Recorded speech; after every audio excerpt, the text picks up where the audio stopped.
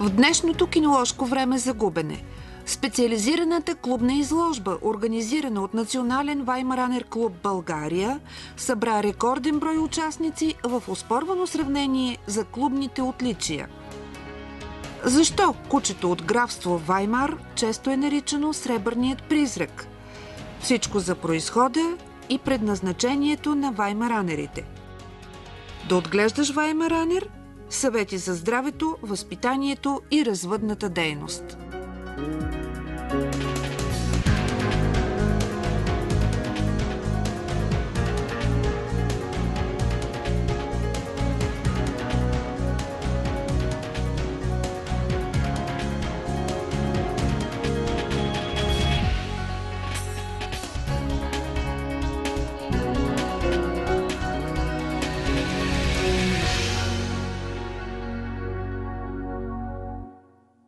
Защо се спряхте на тази порода? И защото ми хареса определено породата и така съм и ловец на птиче лов основно. Пътпадък, фазан. Днешната изложба на нас не е втора, която посещаваме за Национален клуб Ваймаранер. Има доста кучета. Ще видим какви ще са очакванията и резултата. Защо си избрахте тази порода? Едно, че е ловна и другото красиви са, добри са с деца, подлежат на възпитание, дресировка. Общо взето нямат много косми.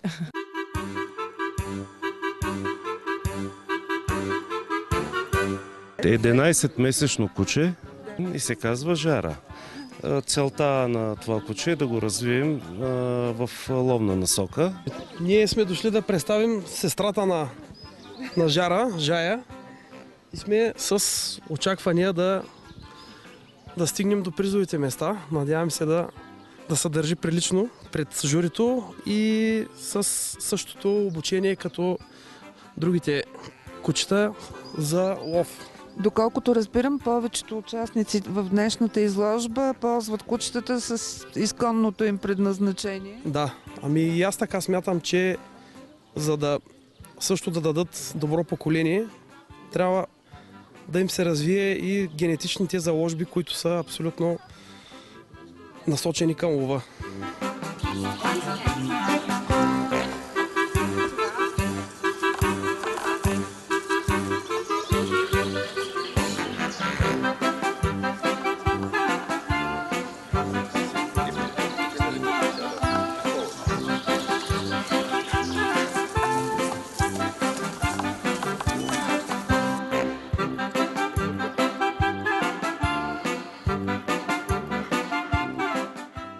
Казвам се Кристина Денчева. В управителния съвет съм на Национален клуб Ваймаранер България. Имам честта да съм един от основателите. През 2004 година е основан клуба. Когато започнахме, в България имаше само 5 кучета от тази порода.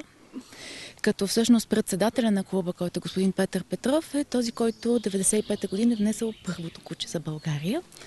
И продължение на почти 5 години нямаше нито едно, и не само в България, на Балканския полуостров. Виждаме две много красиви животни, момичета или момчета? И двете са момчета от Тракийския край.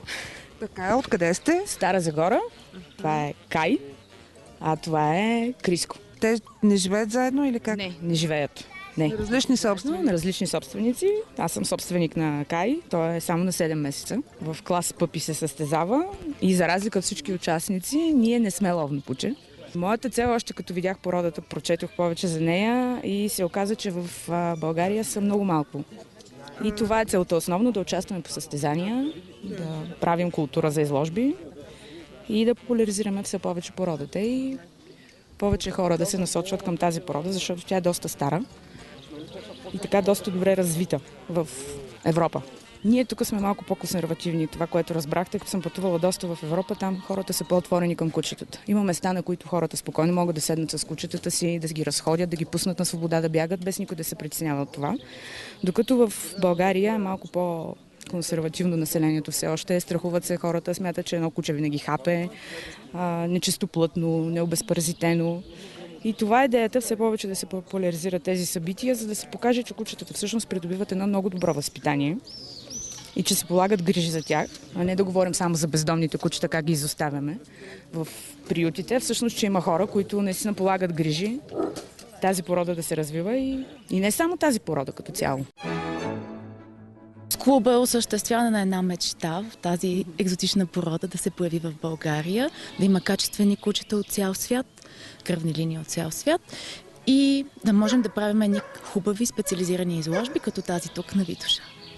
Каква е целта на една специализирана изложба?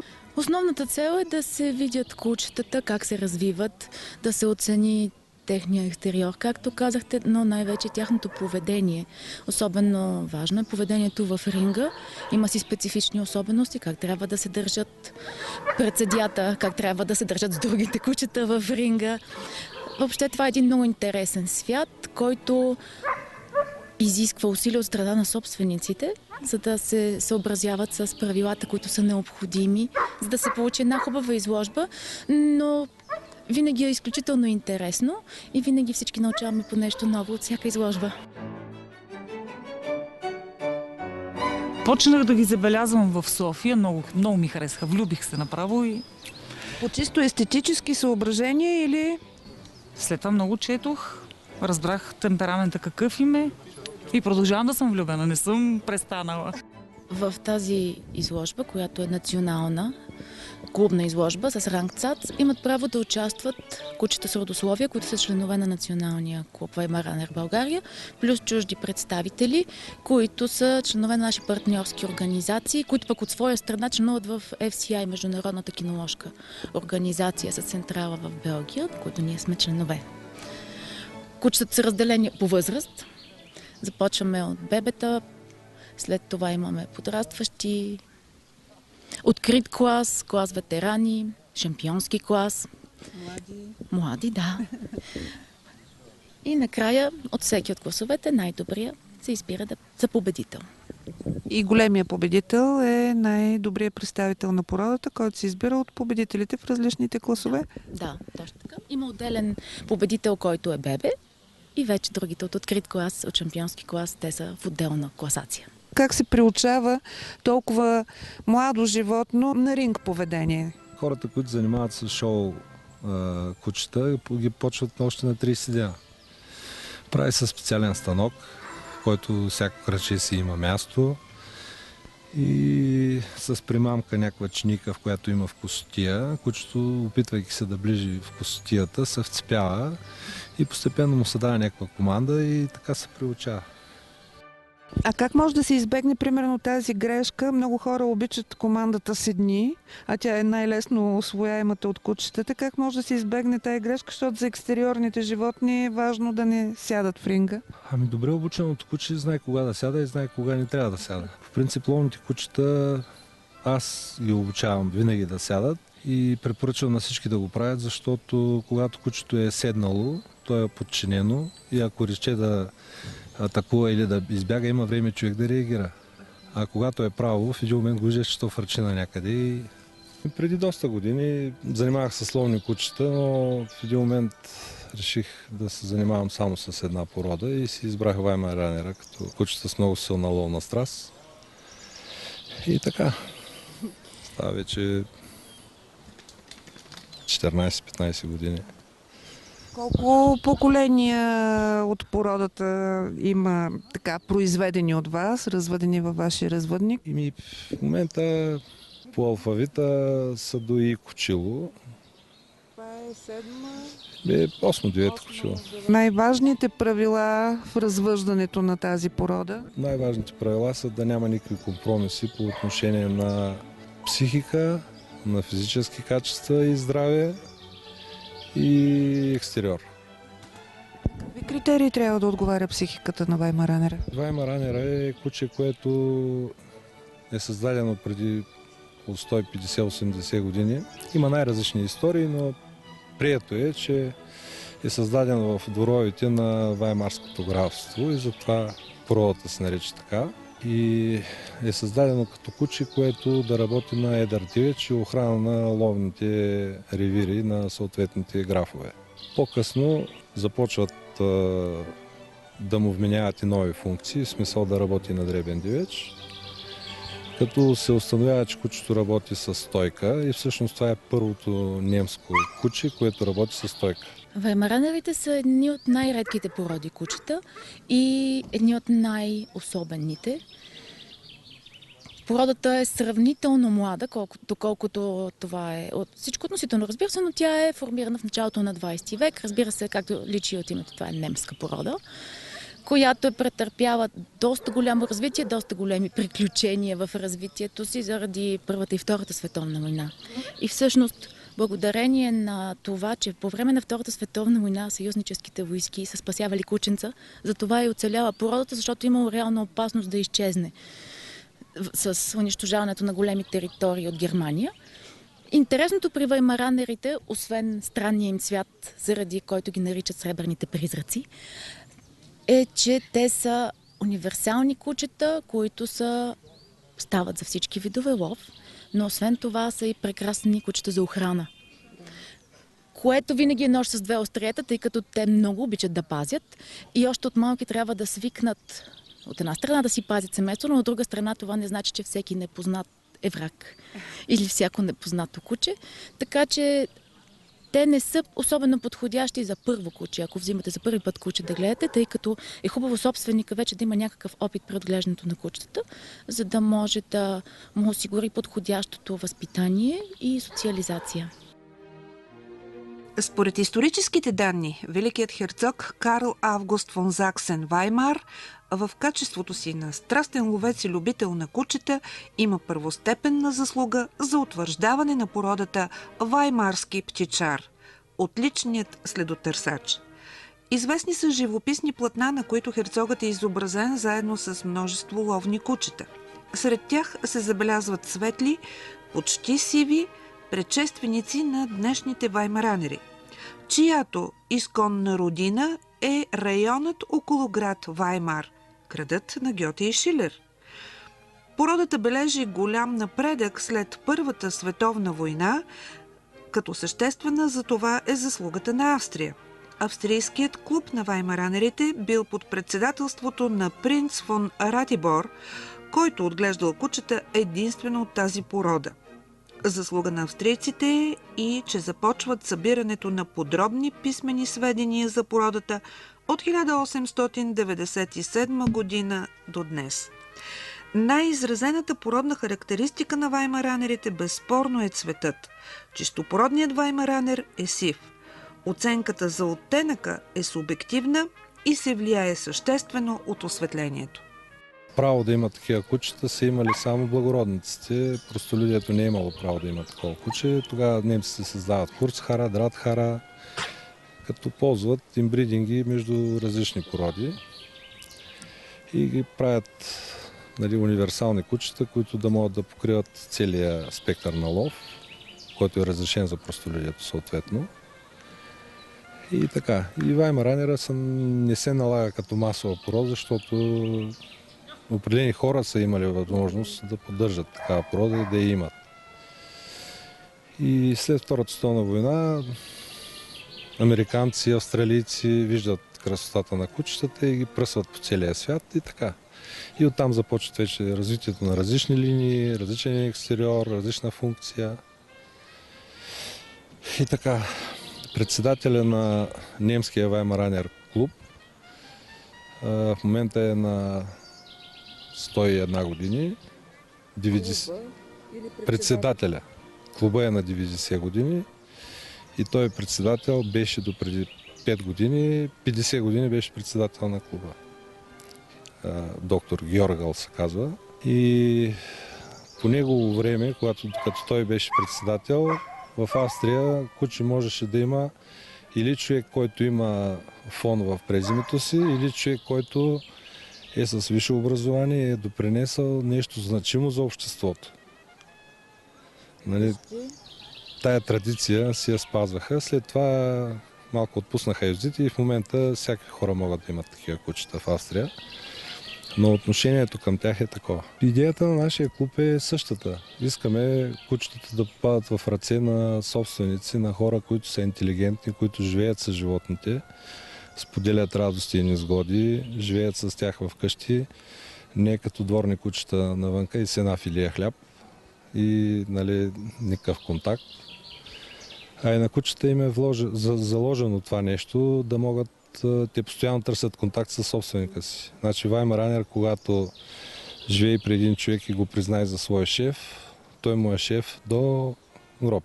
Друг не може да му стане шеф никога. В Виена видяхме ни изключително красив мъжки и това беше... Тогава още се реши, че това ще е кучето. И какво е да се съжителства с Ваймаранер? Много хубаво. Няма никакви проблеми с нея. Стига да се разходи през деня, е изключително спокойна. Колко време се разхождате? 3 часа. Сутрин или общо? Общо. Някой пъти повече. С какви очаквания сте днес тук на тази изложба? Да си видиме котилото, откъдето идва тя, да видиме другите кучета как изглеждат. Иначе няма значение дали ще се класира или ще спечели или не. Съдията избрахме, всъщност поканихме. Имахме няколко варианта. За нас е важно да идва съдия, който досега не е бил в България, като по този начин гарантираме една обективност на оценката, тъй като тя не е запозната с кучетата, нито познава собствениците, което знаете в България винаги е проблем.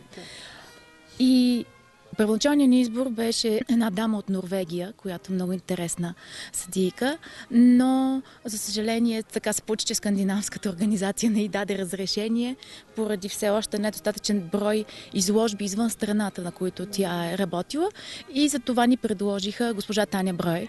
Това, което е интересно при чуждестранните съдии, които идват за да съдят нашата изложба, е, че това са потомствени развъдчици на точно тази порода.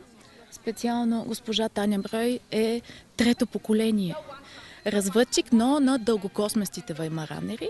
И има един от най-хубавите развъдници в света на практика, като е съсредоточена развъдзането им, цялата им програма в това, че подготвят кучета, които се дават само на ловци, които обаче могат да докажат, че ще се отнасят добре към кучетата и у дома. Аз се опитвам да ги уча на дисциплина, защото всички са много вероглави и много доминантни. И това е типична характерна черта на Ваймаранера. Той винаги иска да доминира. Иска да бъде шеф в глутницата, в която се намира. Нали, разбирайте, семейството, в което живее. Веднага си намира мястото в иерархията на глутницата и знае кой му е шеф, знае кой е под него и него още не го признава за нищо. А шефовете си постоянно ги пробва дали наистина са шефове и дали заслужават да бъдат шефове. И докато наистина в семейството има сплотеност, разбирателство и има здрава ръка, която управлява нали, отношенията, кучето е спокойно, живее нормално и всичко е наред. В момента, в който се разбутат нещата и кучето почне да доминира, става злобно, агресивно, почва да хапи, почва да не изпълнява команди, да прави каквото си иска и всички почват да живеят по неговите правила, което е ад. Повечето ловни кучета, поради силния си ловен инстинкт, имат известна специфика по отношение на своята обучаемост. Какви са правилата при обучението на ваймаранерите? Ами Ваймаранер е седма породна група и куче за всестранен лов. В тая група са курцхарите, дратхарите, пойнтерите и всички останали сетери, да, английските, нали, континентални островни птичари. Разликата е, че зависи от каква линия произхожда кучето, независимо от породата, дали е Ваймаранер, курцхар или дратхар. Развъдчика какво е селекционирал и за какви условия на лов, дали за състезание, дали за реален лов, на какво лов е подготвил и затова ловците, когато подхождат към избора на куче, първо трябва да видят коя е породата, която им импонира, дали имат условия да гледат тая порода. Между другото, Ваймаранер е подходящ да се гледа в апартамент, защото нали, градски ловец, защото е късокосмес. Първо дисциплинира собствениците сутрин и вечер да ходят, да отделят време не за кучето, а за себе си. Нали, сутрин да си осмислят какво ще се случи през деня, вечерта да си правят отчет, разхождайки го. И другото, кучето не линей, не оставя косми, няма миризми, спешни, да. И така, по отношение на лова, нали, всеки, който иска да се вземе такова куче, първо трябва да се види каква порода и след това трябва да проучи тая порода, кои са развъдчиците в България, ако не и в чужбина. Кучетата, които произвеждат този развъдчик, какви характеристики, какви качества носят. И тогава да се обърне към съответния развъдчик, за да се вземе кученце. Хубаво е кучета да се вземат, малките кученца да се вземат от зимни кучела, които са родени януари, февруари, март, защото най-бързия растеж е до 6 месеца, там 4-5 месеца, тогава кучета се хранят обилно и времето е относително хладно, до към май, юни, след това почва да стават жеги, спират да ядат през деня, ядат през нощта и израстването вече не е такова качествено. Аз съм от Сърбия. Това е моя мъжки, на 5 години е. Той е отлично ловно куче. Имам 3 ваймаранера, освен този мъжки, имам и 2 женски. Но сега съм само с него тук на изложбата. За първи път съм с куче в България. 2-3 пъти съм бил тук на море. Сега за първи път съм на изложба. Развъдчик съм в Сърбия. Преди 6 години, когато взех първия си ваймаранер, трябваха ми 2-3 дни, за да се влюбя в породата. След това купих него преди близо година. Той беше на 11 месеца. И още една причина да харесвам ваймаранера. Аз съм ловец. Много често съм на лов в последните 7 години. И той е перфектен ловец. Харесвам ми лова с ваймаранер и никога не бих го заменил с други породи. С колко кучета сте днес тук? Днес водя едно малко кученце, зорница, което е на 4 месеца и една женска, която е на 2 години. И сега е в открит клас. В понеделник ще лети за Америка с един развъдник, Хенсън Ваймс се казва, в Сан-Диего, Калифорния. И искат да опресняват кръв с европейска кръв. Въобще една така, света се отвори, ние търсим американска кръв, те търсят от нас кръв и така. А кучетата сякаш правят света по-малък, свързват хората някак?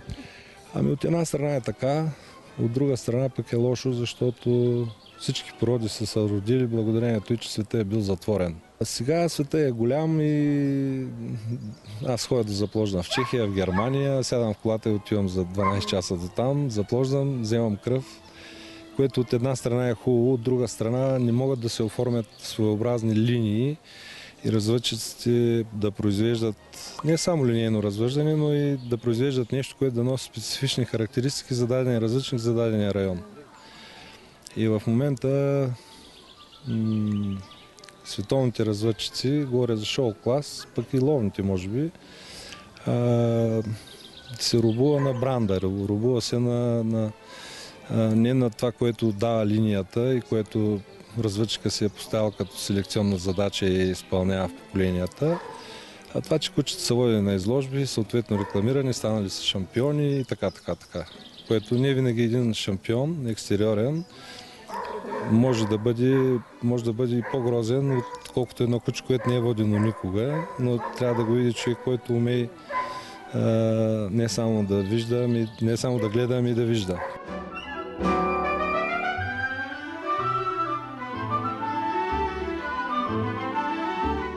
За съжаление нямаме как да ви покажем в България, все още нямаме дългокосмести. Представете си един рошав ирландски сетър, сив. Общо взето впечатлението е такова. Има хора, които дори първоначално питат това да не е някакъв странен сетър. Не е сетър. Това е дългокосмес ваймаранер. Има зеленооки и синьооки ваймаранери. Всички ваймаранери до горе-долу 6 месеца са сини очи. След това очите трябва да бъдат общо взето зеленикаво кихлибарени. Сините ваймаранери, които са, те не са защото са сини очи, те са обикновено също с зеленикаво-жълтеникави очи, но това е една линия, която се развива много активно в САЩ.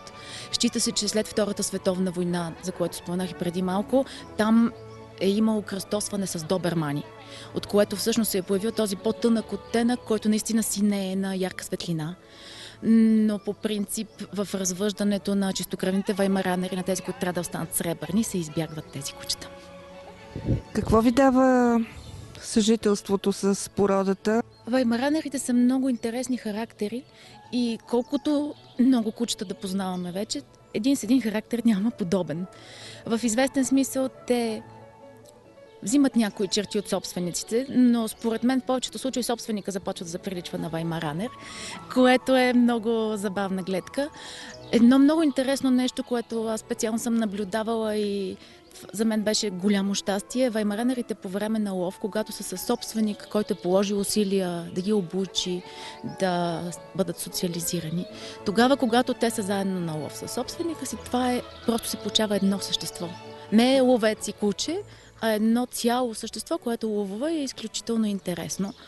Гледка, която е много различна от всичко, което сме виждали. Ролята на клубовете е, може би, най-важната роля в работата с кучетата. Клуба съществува със своите правила, закони и всички, които са членове на този клуб, трябва да спазват тия правила и тия закони и да се развиват в рамките, които клуба е създал. Тия рамки и тия ограничения, да ги нарека, са свързани с породата, за която е създаден съответния клуб. Като идеята е да се опазва и развива породата, да не се допуска никога неща, които са извън стандарт, неща, които биха довели до израждане, до развитие в грешна посока.